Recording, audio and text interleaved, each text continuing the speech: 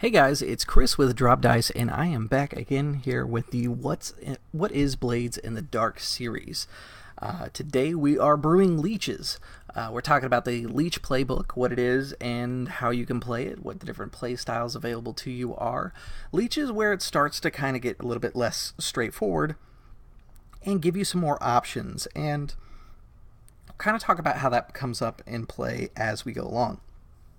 So I went ahead and started building my leech again, kind of like I did last time.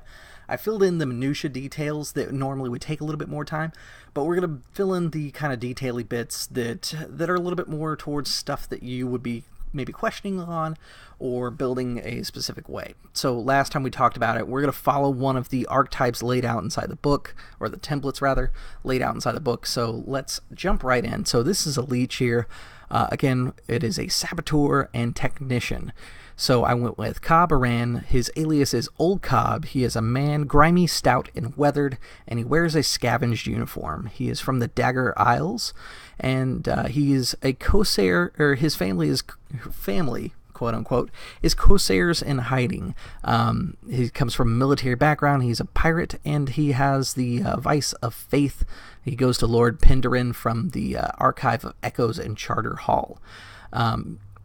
So that's the kind of nitty-gritty details bits of who Leech is, or rather who Old Cobb is.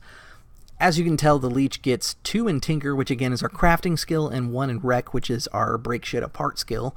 So that makes a lot of sense with the idea of who he is. Again, I get 1 for Heritage, 1 for Background. So let's jump right into the book real quick at the templates and see if we can find one that matches a pirate in hiding kind of feel. So let's see here. Starting builds, there's a couple here. There's a Doctor, which is +1 Consort, +1 Finesse, +2 Study, and taking the Physiker ability, which could work if I was the ship's doctor, which I may end up changing one of my backgrounds to fit this build idea a little better. Another one is Sapper, which I think matches kind of what I have in mind. You get +1 Study, +2 Survey, +1 Wreck, and the Saboteur ability. Viper is interesting. We'll have to read more on this one. You get +2 Prowl, +2 Sway, and you get Venomous as your ability. And the last one is Witch, which means you get +2 in Attune, +2 Study, and you take the Alchemist ability. Let's just jump right over here. I like the idea of Sapper, and I'm curious what Viper is. So Sapper says we should have Saboteur. So looking down the list, the Saboteur ability, blah, blah, blah. When you wreck, your work is much quieter than it should be, and damage is very well hidden from casual inspection. That actually sounds really cool, especially if our gang is more subtle. Let's see, the Viper uses Venomous, which is choose a drug or poison from your bandolier stock to which you have become immune. You can push yourself to secrete it through your skin or saliva or exhale it as a vapor. That is really cool. Now, one of the caveats here is you choose the type of drug or poison. When you get this ability, you may change the drug or poison by completing a long-term project. Only a single drug or poison may be chosen, and you cannot be immune to any essences, oils, or other alchemical substances. So there are some catches with that, and we'll talk about that stuff because that is what the Leech is all about. These essences, oils, alchemical substances, poisons, and drugs, which makes them interesting. There's a whole lot of ways that you can play Leech, and types of play that really afford themselves well to a Leech. Like the gang that's called the Hawkers. They're your suppliers, your drug dealers, your weapons dealers, that sort of thing. They can deal in anything. But the Leech is very well accustomed to a gang, or very well suited to a gang that produces a product and puts it out there. So them, maybe smugglers. Let's see. The Hawkers, the smugglers would be pretty good. Shadows would work really well because of the use of drugs and poisons and all those oils, essences, etc.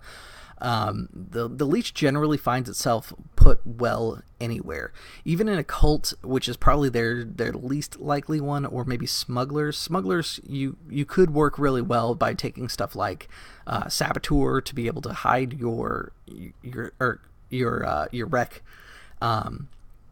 which would also work well for assassins. Again, venomous would work well for assassins. Cult, there's not really anything built in that really gives you a straight advantage on Cult, other than perhaps maybe Ghost Ward, which allows you to wreck an area with arcane substances, ruining it for any other use. It becomes Anthema or entices spirits to you, or that location, I should say. So Anthema meaning that it will repel spirits, or you can pull spirits to you, which is probably the most useful thing if you're going to be a cult. But generally, the lurk lends itself well to the other types of gangs. Physicker is really cool because it allows you to heal yourself. That would work well in any gang. It allows you to heal yourself or your crew members, and when you heal anyone in your crew or yourself, you get +1 die to the healing treatment rolls, which means that you are much better than an NPC healer could be. One of the ones that is a really popular choice for Leech is Alchemist. When you invent or craft a creation using the alchemical features, you gain +1 result level from your roll. A 1 to 3 becomes a 4 to 5, a 4 to 5 becomes a 6, and a 6 becomes a critical. You begin with one special formula already known. So there is a set of rules for inventing stuff that is on page 244, which we'll look at here in a second, and that would define the first chemical that you get. There's another one in here called Analyst, which during your downtime you get 2 ticks to distribute amongst any of your long-term projects that involve investigation or learning a new formula or designing a plan. I like that one a lot. Let's keep going here. Artificer allows you to invent, a creation with Sparkcraft features. You get +1 level to your roll, just like the other one did. And you begin with special design already known, and you use inventing procedure from 244. Which is the same thing as the Alchemist, but it's inventing a Sparkcraft invention rather than an alchemical invention. There's also Fortitude, which is our special armor for the class. Any of the special armors, we're going to stop and talk about those because they are very specific to the classes. You can take them as one of your cross-class veteran abilities, but it's good to know kind of because it's like a signature move for them, and it feels very much what the playbook it's coming from. So Fortitude is theirs. You may expend special armor to resist the consequences of fatigue, weakness, or chemical effects, or push yourself when working with technical skill or handling alchemicals. This is actually a pretty cool one because pretty much every alchemical has a side effect to it, and same with the oils and the essences and stuff. It all has side effects. Nothing is super perfect. Magic is kind of wonky, and so are mechanical devices. Nothing is really super safe in this game, so that's a good thing to kind of keep aware of. We already talked about Ghost Ward and Physicker, Saboteur, and Venomous, and then it goes right into the Leech items from there. So I think the one that stood out to me is probably Saboteur. I like that a lot, so I'm going to use the starting build for Sapper. It says that we should have +1 study, so go ahead and fill that in. Let me move this book over to the other side, and that'll make it to where I can read it. Let's see, +1 study, +2 survey, and then +1 rec. So my character is going to start off with 1 in study, 2 in survey, 2 in tinker, and 2 in rec. And I will have the Saboteur ability, which I'm going to copy and paste real quick here.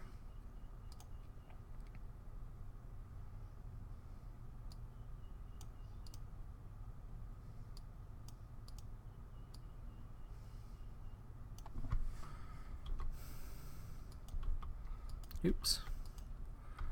Wrong thing.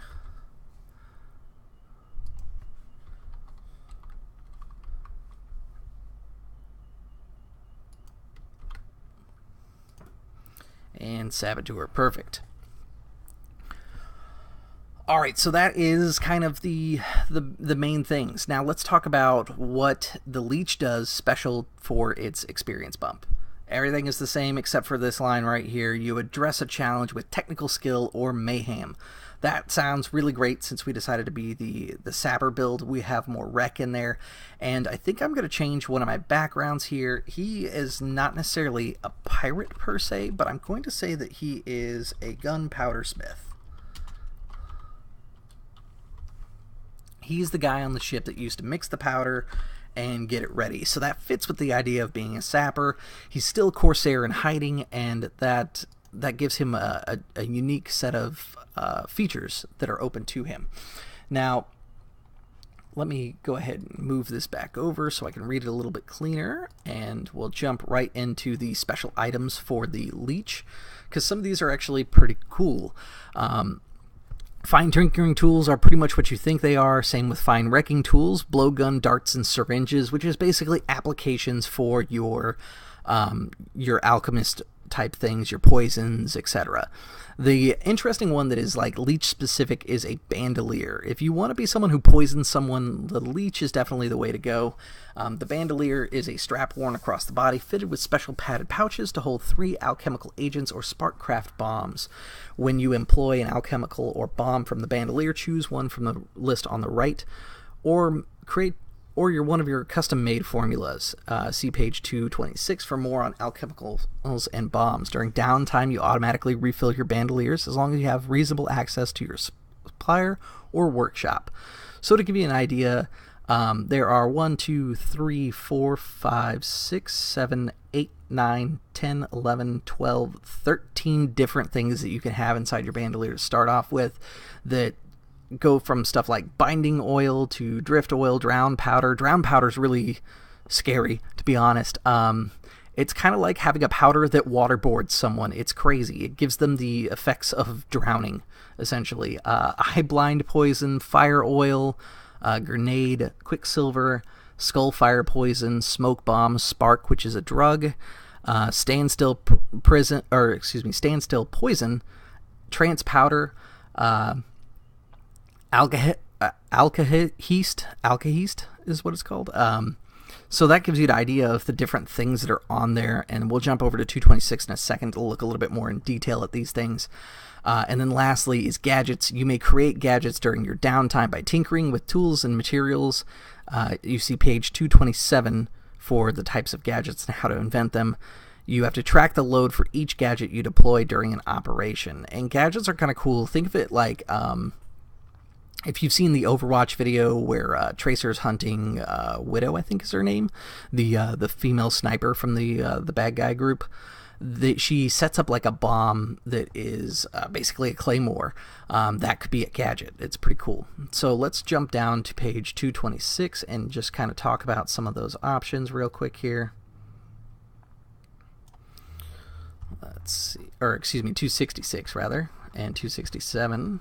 I'm on 239.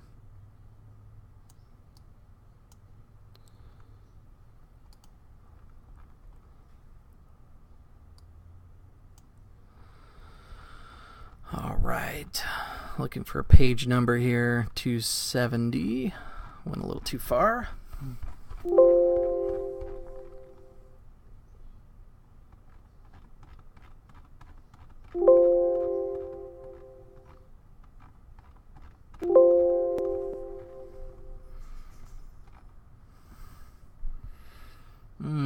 That doesn't seem right. This shows as crow's foot, so let me check the tabs here.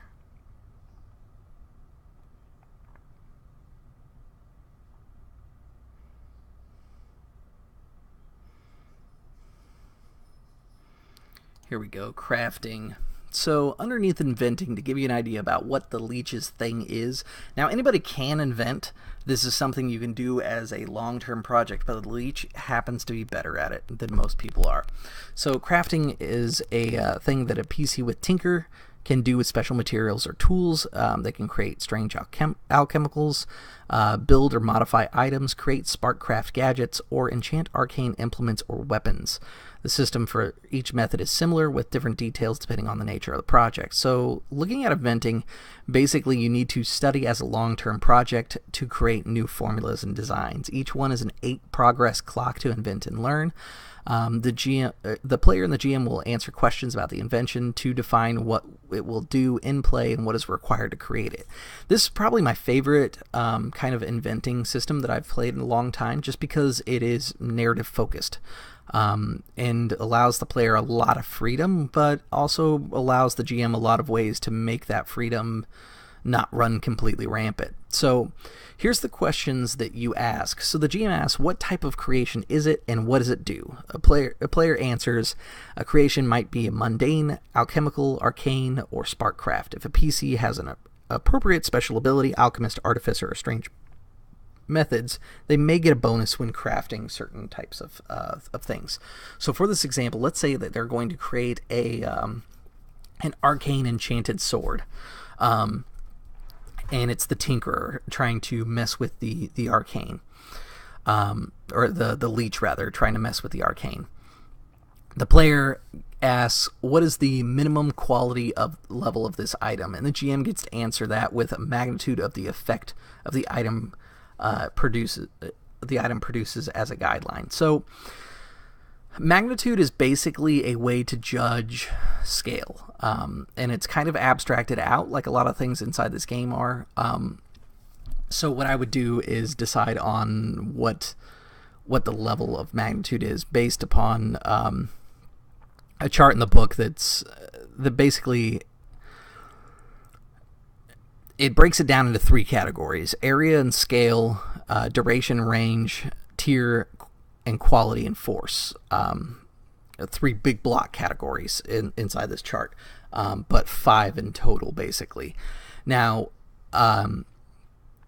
not all of these things will come into play. Since we're talking about an arcane sword, area and scale probably don't really make a lot of sense, so I'm not going to give those a value. So those are both zeros. Duration and range, that's not really going to make a lot of sense with what we want to do. The only thing inside here is for range, it says within reach, and that makes sense for a sword. So its range is probably 0. And tier and quality and force is the next block here. The tier, I think, is going to be a tier 2 sword, for example, which means that it's pretty good. It's not like spectacular, but it isn't like an inadequate or poor weapon or anything like that. The force that it gives is, I'm going to say that it's probably moderate force, but because it's enchanted, I'm going to say it does strong against ghosts. And that's just something that I want my players to be able to have access to, so I'm going to basically add up the higher numbers here. So I got 0 from range, and then I got a 2 from tier quality and force. So I'm going to say that it's probably 4 on the magnitude there. And that just kind of gives me an idea. An example of that 4, for example, a tier 2 quality example would be a pistol, respectable clothing, private rented room, typical ghosts. So that kind of gives us a quick idea of what we're doing. The magnitude stuff is a little bit more complicated. That's more for your GM to answer, but that's kind of a rough breakdown of how magnitude works. I'll talk about that more in another video directed more towards the GMing side of things, to basically get this going. So to answer the player's question, the magnitude level of this item is going to be 4. The GM asks what kind of range or what kind of rare, strange, or adverse aspects of this formula design are kept in obscurity or out of common usage. And this is more for the GM the player to answer, to create a flaw inside their design. And this sounds crazy, but basically this is what keeps the weapon in check or the item in check, but it's more up to the player. The GM kind of sets a few things, and the 4th question is, the player asks what drawbacks does this item have, if any, and the GM gets to answer that. So basically the player decides that maybe the sword will intensify emotions of rage or sadness, and that's why it's not really used, because typically people who use this weapon have gone on rampages and killed a bunch of people and then cried about it for weeks on end. The player asking about what drawbacks does the item have, if any, and the GM answers by choosing one or more of the drawbacks from the list, or by saying there are none. So taking a look here, where is the drawbacks list?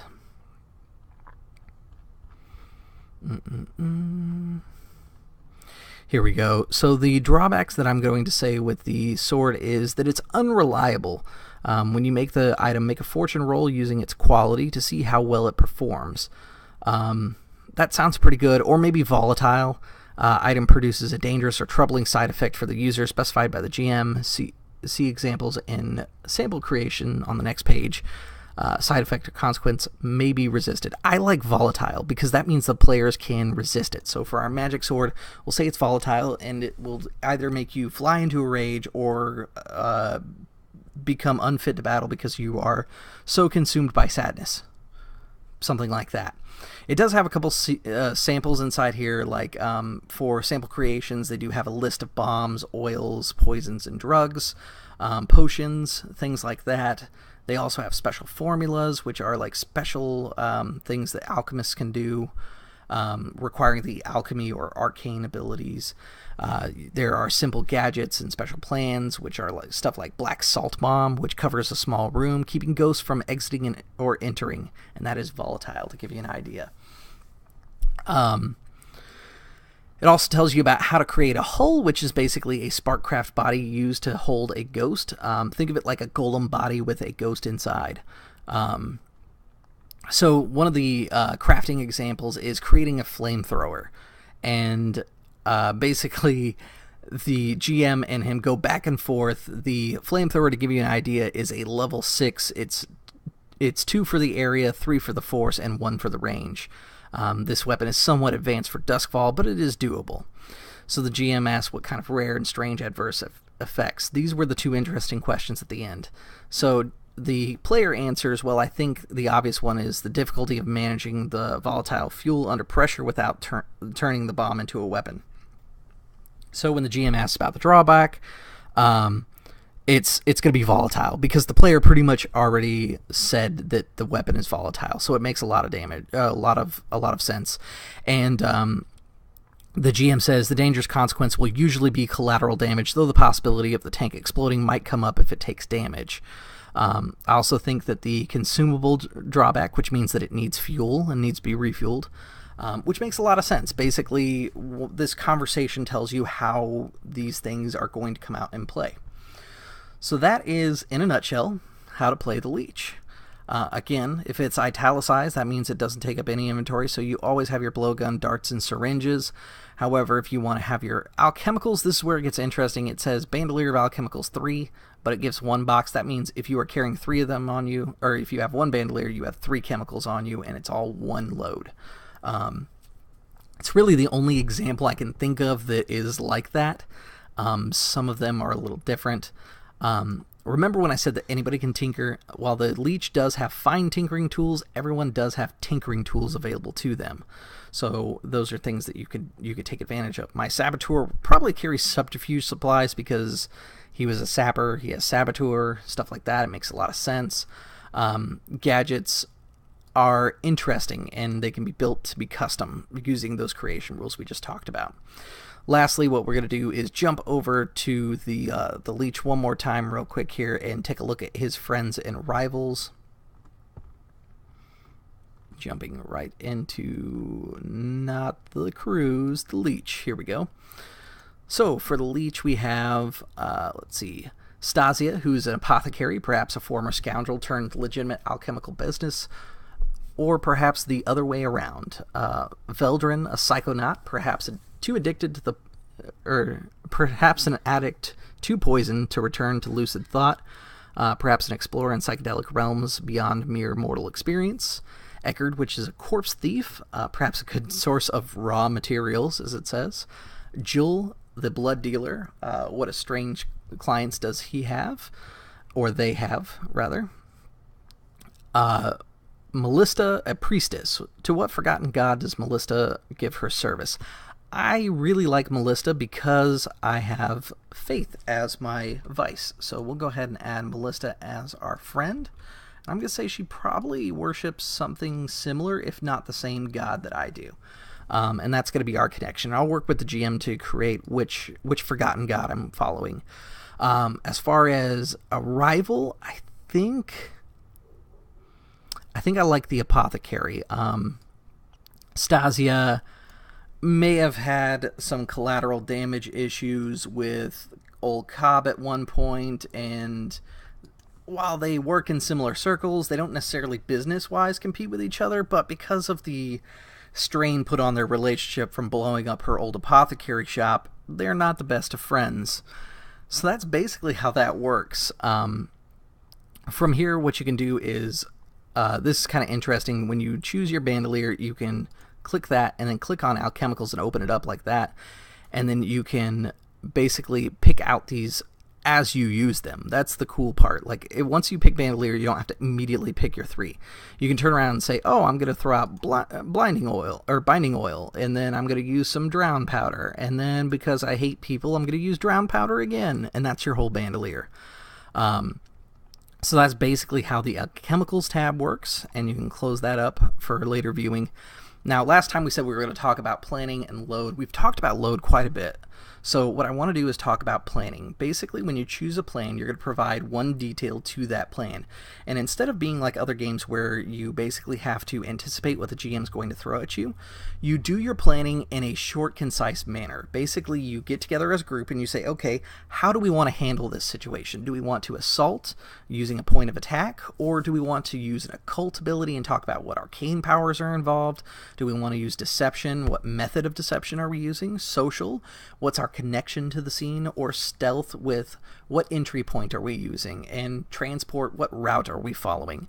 These are all interesting. In fact, I've used transport before and I was very surprised. Transport I thought was going to be the hardest because it's a little weird. Like the other ones I can kind of get from playing stuff like Assassin's Creed and some other games that are similar to that, like Dishonored, or even the Lord of the Rings Shadow of Mordor, I think is what it's called.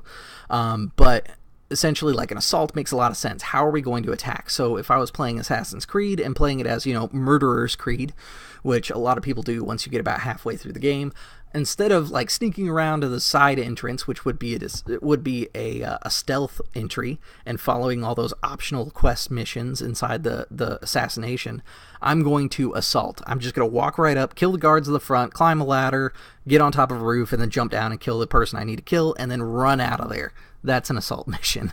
The occult is using arcane power, which, if you wanted to, you could actually break up a mission. So let's say that, for example, you wanted to use occult to cause a distraction, essentially. So your mission, instead of breaking it down to, let me explain this again. You want to use occult powers to create a distraction so that you can strike at another location. So what you're talking about is 2 separate missions. One is to create a deception, which would be the occult stuff. So under deception method, we're going to say that it is going to be a loud, showy occult thing. Basically, we're going to have our whisper summon a bunch of ghosts, and the leech is going to help by making the area draw ghosts to it. And that would be our deception plan. And then once they've been weakened because they went to go fight those ghosts and things like that, we're going to carry out our stealth plan, sneak in and steal what we need to, and then get out. So if your plan sounds a little complicated, instead of thinking about it in phases, think about it as separate missions and use a different plan of attack each time.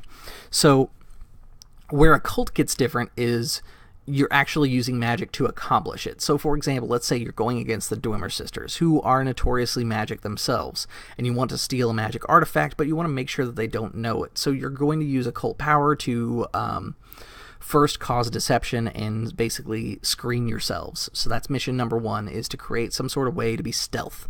And then once you are in, you want to do an occult to get past their barriers and basically create a way to create a false image of the item you're stealing, a painting, for example.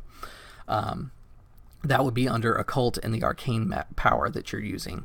Deception, we've talked about a little bit here already. Social, using a connection, which would be something like, I'm going to rob the Aran household, and I need a point of contact. Who is it going to be? It's going to be Cobb Aran, because we already know him. Or, for example, we wanted to rob Stasia.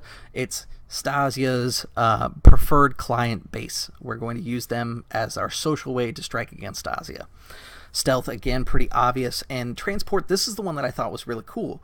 My players decided that they would encourage another gang to conduct an assault on the gang that they were targeting. And instead of actually engaging in the fight, they were going to move in, steal the safe, not actually break it open there, just take the entire safe out of that person's base, and run it through the streets. So they told me how they wanted to execute it, and we did a little clock where we did it back and forth, and they were getting followed, and it was a lot of fun. It was surprisingly fun. If you are a group of smugglers, you're probably going to use the transport plan a little bit more often than others, but it's definitely a viable way to carry out your plans even if you're not smugglers. Transport can also take you to other places besides Duskwall within the Imperium, to kind of explore that some more. So that's basically the Leech. It was a little bit more complicated because we're talking about some more advanced abilities. As we go along, we're going to see some more other classes that are a little bit more advanced. After the Leech here, we've got the Lurk, which is your typical rogue scoundrel type character. That one will be pretty straightforward, but following that, we start to get into some of the weird stuff again. The Slide, the Spider, the Whisper. Those three have some similarities, at least between the Slide and the Spider, but they have subtle differences that make them different and unique. So when those come up, we'll talk about how they stand out from each other and how you can even have both inside your group and still be pretty successful. And not like playing 2 level 1 fighters and feeling like you're basically the same guy. That kind of thing can be easily avoided through any RP in any game, so definitely try to change that up as you go. With that said, guys, thanks for tuning in. As always, if you are interested in Blades of the Dark, check it out on DriveThruRPG. It is by John Harper. It is being published by Evil Hat Productions, and if you want to see any of these characters, download the sheets so that you can play with somebody who already has the book, but you don't have the funds to be able to get the book right now, go to Evil Hat's website. You can download this stuff for free. And begin playing immediately. If you want to watch this game in action, check out ItMeJP or John Harper's YouTube channels, because they have video on demand along with my channel of live played games. The ItMeJP channel has quite an extensive game. I want to say it's 13 sessions in. I could be wrong. At least at the time of filming this, it should be 13 if I'm counting right. And the story is pretty awesome so far. I definitely like that one a lot. I really like John Harper's one because that's on his YouTube channel, because that one is a little bit zanier, but in a good way. So definitely check out both of those. There are some other people that I'll mention inside the future videos for you to check out. As well, I'll try to give you 2 channel recommendations for Blades of the Dark as we move along. Some of these people are just great to check out in general. Like ItMeJP is a great variety tabletop RPG channel that if you're not already a member, I would go ahead and subscribe to his channel and check out some of his stuff. Right now they're doing a Blades of the Dark campaign, and then also another one for Fate called Nebula Jazz, which is kind of like a sci-fi Fate accelerated game. And just recently they did one called Breakers, which was a phenomenal Powered by the Apocalypse game that was really fun to watch and listen to. With that said, guys, like, share, comment, subscribe, and as always, I will see you at the gaming table.